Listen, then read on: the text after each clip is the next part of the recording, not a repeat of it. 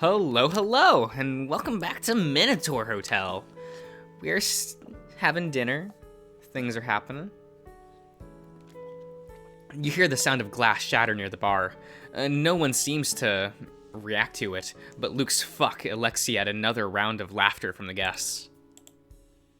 The South American workers sitting right next to the bar stare incredulous as the griffin sweeps the shards of glass with his bare feet. Completely unfazed into a corner, and away from wherever the guests might walk past. As Luke walks back behind the bar to, you hope, grab an actual broom and clean the mess, he winks and gives both men finger guns before disappearing into the kitchen. Both you and Asterion can feel it amidst the bustle that fills the lounge, that mixture of heavy melancholy and light, a fluttering hope, a swelling in your chest. Only now do you realize how silent the hotel had been so far. No footsteps breaking the the hallway's monotony.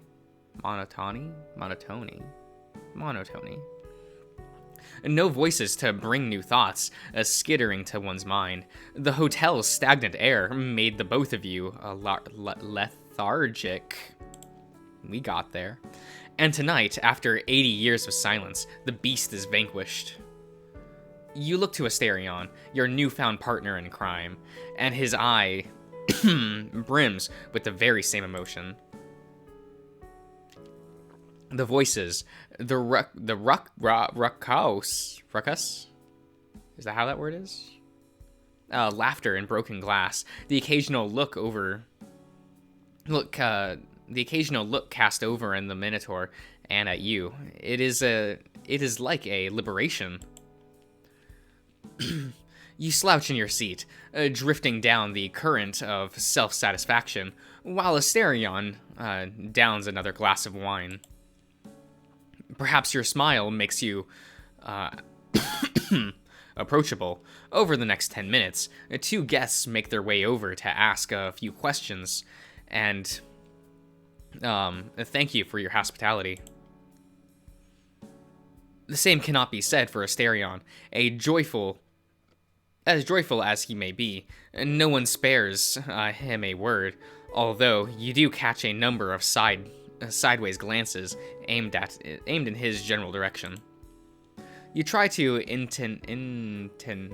integrate the Minotaur into the conversation, but you're met with the same wall time and time again. First, Asterion no longer displays the eloquence from earlier, and second, the guests cannot contain their shuddering around him.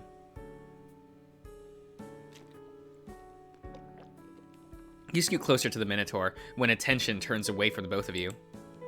Sorry, is this too much for you? If you don't want to stay, it's fine.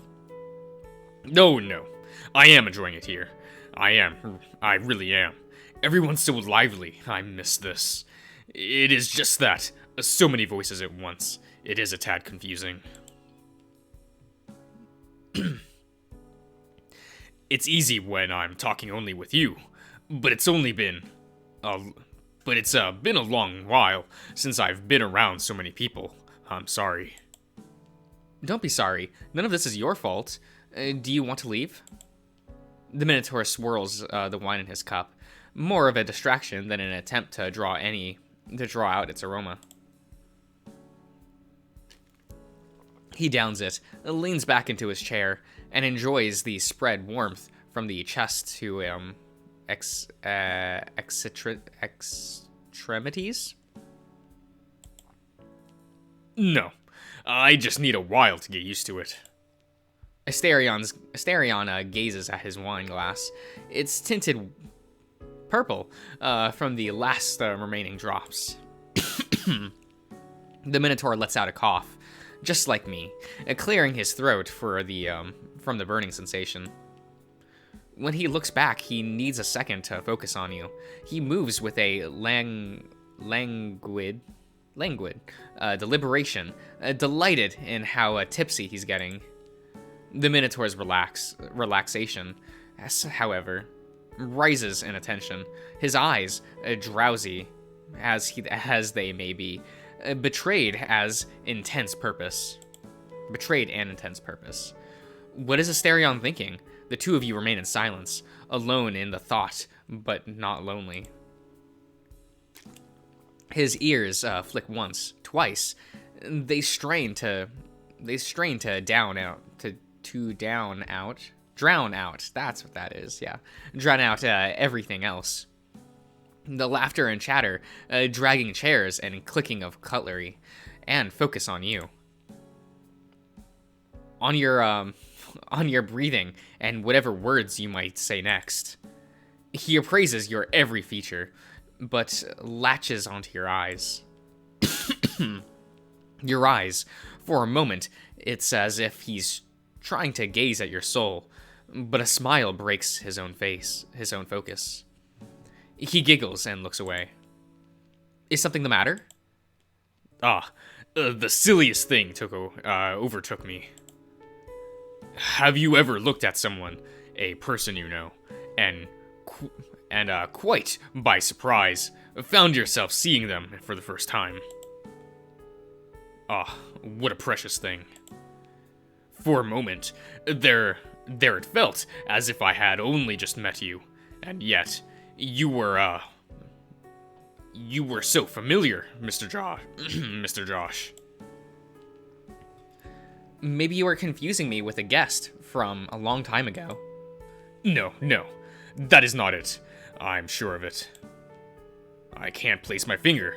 Perhaps not a guest. No, surely not a master. This old mind of mine, where is this coming from? This. I was trying to point it out. What is it about you that makes... making... I thought it could, be your eyes, but... No, it isn't the way you look. But now, Have you ever felt as if you had hummingbirds tickling at the back of your skull? That's odd phrasing. That's what I was feeling.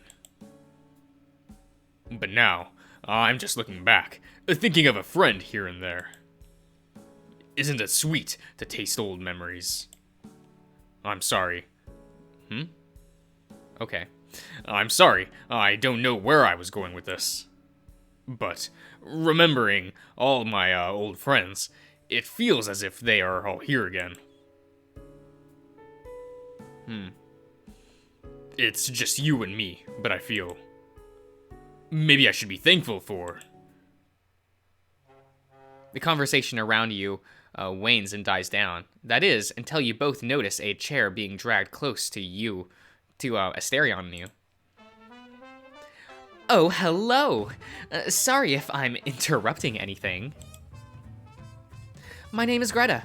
I'm from Germany, and I'm very curious. I'm grateful for this. Everything, really.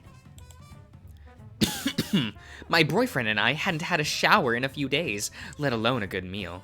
The smell was becoming an issue. But you see, in a single day, I learned that there is such a thing as a Minotaur, and also a talking eagle in a desert. We were in Eastern Europe, and now in a desert.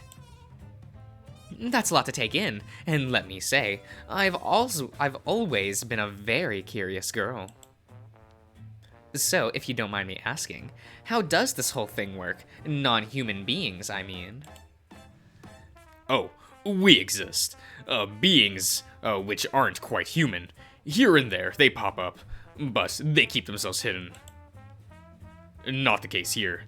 Where their charms won't work, their true shape is revealed. There? You talk as if you are different from them. In a way, yes. The Minotaur looks down at his empty glass, then turns his gaze towards you. Would you like some more wine? No, I'm fine. This is a good one. I'm enjoying every sip. Greta fidgets as Asterion pours himself a tall glass of wine. what is your story then? Are you different from the others? Asterion keeps his gaze on the glass, but responds without missing a beat and with a peculiar, cold intonation. I was born here, in this hotel. I chose to stay behind and care for it. But as you can see, things are not going well. Asterion gives you a quick glance, as if asking for your permission to proceed. You remain quiet, and he takes that as his cue. I was recovering from a grave injury, and meanwhile, the hotel fell into disrepair. Not despair? Come on. Zetsubo. Because the previous owner neglected it. But things have changed for the better ever since our ownership passed to Master Josh. Greta looked you up and down, with a gaze so sharp it almost seemed threatening. Why do you call him Master? What's up with that? Asterion doesn't hesitate this time. This is how my family has always called the owner of the establishment. Our lineage has served them for a number of generations. That's why I chose to be here. This is my calling, and I am eager to see the hotel once more bustling with life like it used to be. So, you are like a butler? Asterion nods, not bothering to look up from his wine. Have you ever thought about finding a job elsewhere? Asterion sways his head from side to side. And having kids? Do you plan on meeting a lady Minotaur and having babies? I mean, that's how it works for you, I presume. A man and a lady Minotaur? You aren't the son of a cow and a human, are you? My, parents were Minotaurs. Oh, that's good to hear. How, squeaky would the alternative be, yes? Now, about my question. What about having kids yourself? Little baby moos must be so cute. Asterion doesn't bother responding. He only looks at her in between his sips. Greta bites her lip and fidgets at her seat. I'm sorry I'm being so invasive. It's just, this is all very new to me. To us, I suppose. Do these questions bother you? It is only now that Asterion looks at you. His gaze holds on you for a second too long. His smile, you see, has a tinge of fakeness. I am used to them. Is there anything else you would like to know? About your eyes. Do you need medical help? My boyfriend is a doctor. We were talking earlier this afternoon about it. Look, we know there's more going on here than it looks. Magic, or whatever you'd call it. But, is there anything a medic can do to help? You are very kind, but I'm afraid a doctor won't be able to do much for me. I am not exactly... things function differently for me. But you don't have to worry. I'm well. It won't be long before I'm healed again. Oh, so you can grow your eye back. That's incredible. You know, it'd be great to study how you do that. Surely modern medicine would stand to gain from... I'm sorry, I guess that was too far. Pardon the curiosity, but where are you from? I'm from East Berlin. I grew up not too far from where the wall stood, but I was born a few years after it fell. My boyfriend is from, Dijon, France, from the place where all of the colorful mustards come from. I see. Oh, and what is East Berlin like? It's pretty good nowadays. Of course, there is still a bit of a gap. It will take a while before East and West are truly equal. But it's charming, in a way. Everywhere you'll see the, you'll see the little Soviet stick figures on the traffic signals. It's so cute. And the nightlife is, of course, fantastic. It's Berlin, after all. At the mention of East Berlin and Soviet, I am saying this right? I don't know. Asterion's eyes flick over to you for a fraction of a second. Then it jumps over to the other people around the table as he realizes they are growing silent and distracting their attention towards him. But we won't forget that we won't stay in Berlin for long. My boyfriend and I have wants to live in England for years now, and we are trying to make that work. And we always want to backpack across Europe, so we figured now was a good moment. My twin sisters all did it, and I've been hearing for years now how fun it was. So here we are. And now that Greta has broken the ice, people are looking, and Asterion grows stiff at the realization. You should visit when we settle down. Or just in Berlin, too. That would be great. Imagine showing everyone a real-life Minotaur. If money is a real problem, there are so many excellent hostels. Okay. And you can rent a place online, too, if you want privacy. The Minotaur looks to you. It's no longer a stealthy sign. He goes as far as to swing his head from side to side as a call for help. You can't let him go through this. It's easy coming up with an excuse. Asterion, perhaps it's time we return to the office. We have some paperwork to go through before tomorrow, don't we? Ah, yes, the contracts. Excuse me, Miss Greta. I am afraid I must go back to work.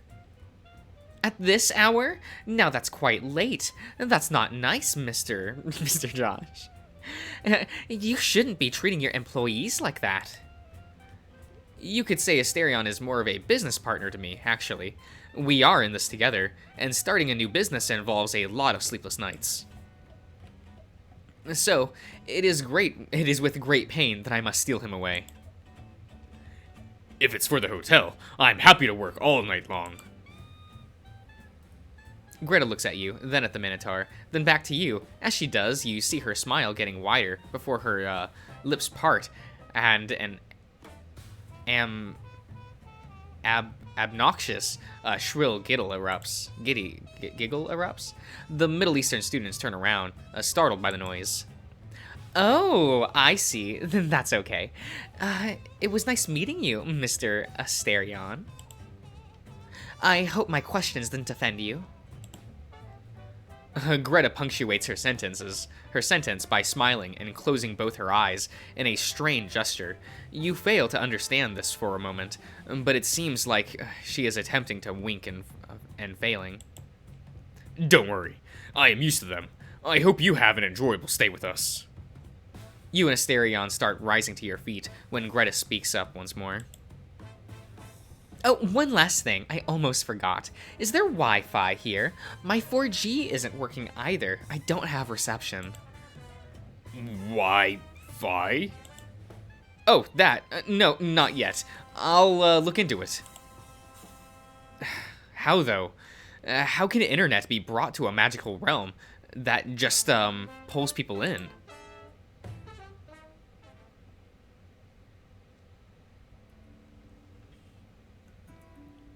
Okay, so the Soviets, for starters. The Allies won World War II, but near the end of the war, America unveiled a new type of bomb, one that was more powerful than any ever made before.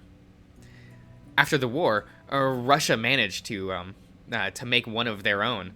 The catch here is that America was capitalist, and the Soviet Union was capitalist, communists. They started the Cold War, which wasn't a war in the strictest sense of the word. They were vying for influence among other countries while threatening each other with a bomb. They both had so many that they could destroy each other at any time. It's what people call mutually assured destruction. And this relates to Berlin because after World War II, the Soviets and Americans divided it in two with a wall between East and West. It divided families and communities for years, but it fell in the 90s, along with the Soviet Union. That was a big moment for world history. That all sounds so overwhelming. And these bombs, were they the kind that were thrown off airplanes? At first, yes, but later they were put into missiles. That's how can I put it? A kind of unmanned plane that will explode when it hits the target. It was a very tense time for everyone, but we left it behind for the most part. Yes, yes. The voices from the lounge subside as the two of you climb the spiral stairs side by side. The air here is chilly now. A breeze from the valley passes through the narrow, rocky exit far below to flow upward. It snakes through the gap in the middle of the stairs until it grazes your skin in Asterion's fur. It is not unpleasant, however. The shiver it sends up your spine makes you aware of your whole body, aware of each swaying, drunken step. Asterion sways with a similar inebriated gait, left and right with each hoof step, echoing all the way down the valley. Without noticing it, Asterion starts humming, and your footsteps align with its rhythm. At times, you even feel his tail graze your leg. What an odd pair the two of you make. Thousands of times have the masters and their servant walk up and down these stairs, but never did they do it side by side while swaying to the same song. Generations after generations, the Minotaur has done his best to stick to the shadows. The less he was noticed, the smaller the chance of Lord's ire would turn against him. But looking from afar, when one can't quite identify the features and clothing, what distinguishes a lord from his subjects? Perhaps only a pair of horns and hooves, although humanity is quite pliable. Humanity is quite pliable. It is not. It is it not? Yeah. Okay. How hard is it to look over another's differences? Humans are familiar with change, quite different indeed from the gods who said they had said to have created them. And his servant, this prisoner, tonight a smidgen of humanity fidgets within him. Disquiet and want sizzle just underneath the surface. While Asterion speaks, his voice carries a new gravity to it. Master, did you mean it when you said I was a business partner to you? In your drunkenness, you answer without a second thought. Yup, you and I are in this together. Was it just my impression, or did the idea please you? Oh, you have quite the honeyed tongue. That is all. How could I not smile at your words? Still, you have the silliest ideas, my lord. It is not possible that I could ever be your equal. Even if the hotel won't allow it, I will treat you as such. That's what matters. Ah, that thought suffices, my lord. It is enough for me to know that you care. It's just the right thing. I am not trying to be heroic here. I'm just treating you with the respect a human deserves. And about that, I'm sorry for putting you in a tight spot tonight. I should have known it could become uncomfortable. But I wanted it. Miss Greta was a handful, but I enjoyed spending the night with others, my lord. Eating at the table with company, now that's something I missed. Oh, so you may grace them with your presence, but you won't have a meal at the same table as I do. Asterion pauses and looks at you with a glimmer in his eye. Is that truly something you desire? You have asked it of me a few times. Eating alongside the guests and staff was my routine, but the Lord stands above all. To share the same table with the Master, that is most unorthodox. If it's something I truly want, would you do it? I shall obey your orders, my lord. Not as a command, I mean. Would you, by your own will, choose to share your meals with me at the same table? Ah, how can I put it? I'd be ashamed of it. Shy. It may sound like such a small thing to you, but to me, it is quite ingrained. Would you laugh at me if I somehow act silly? Well, I will try not to. Not guaranteed, though. No guarantees, though. What I can promise is that if I do laugh, it will be with you and not at you. Asterion stifles the burst of laughter and attempts to feign a measure of indignation. Still, his ears and tail flick playfully. You scoundrel! Asterion laughs and continues climbing the stairs. Very well, I will share a meal with you if the invitation is extended. Breakfast? Yes, breakfast.